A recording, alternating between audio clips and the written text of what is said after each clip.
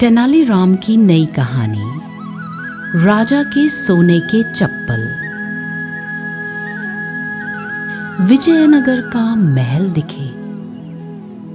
विजयनगर के प्रसिद्ध राजा कृष्णदेव राय न्यायप्रिय पर थोड़े अकड़ू स्वभाव के थे। उनके दरबार में था एक अद्भुत व्यक्ति तेनालीराम, जिसकी हजरत जवाबी सुनकर सब दंग रह जाते थे। दृश्य तेनालीराम हंसते हुए दरबार में प्रवेश करता है।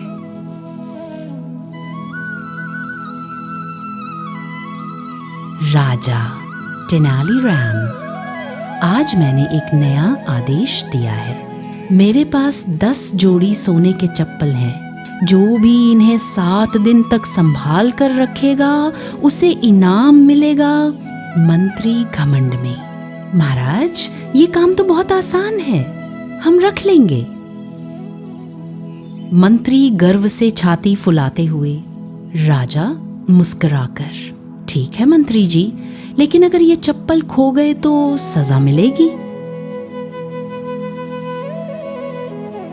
3 दिन बीते, तभी अचानक भारी बारिश शुरू हुई। महल के आंगन में पानी भर गया। मंत्री जी ने चप्पलें एक बड़े संदूक में रखीं, पर चौथे दिन जब देखा, अंदर सिर्फ मिट्टी और कीचड़।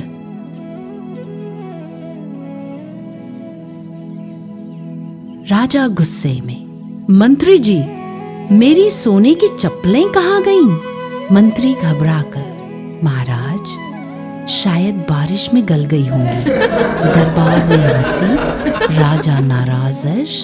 राजा, अब ये जिम्मेदारी तेनालीराम को दी जाती है। अगर तुम 7 दिन में ये चप्पलें सुरक्षित लौटा दोगे तो इनाम मिलेगा, वरना सजा तय है। तेनालीराम मुस्कुराते हुए, महाराज काम छोटा है मगर मजा बड़ा आएगा। तेनालीराम ने चप्पलें लीं और सीधा मंदिर पहुंचा। वहां उसने पुजारी से कहा, तेनालीराम पंडित जी, ये सोने की चप्पलें भगवान के चरणों में चढ़ा दीजिए। 7 दिन बाद मैं इन्हें ले जाऊंगा। पुजारी आश्चर्य से, अरे सोने की चप्पलें भगवान को चढ़ानी है?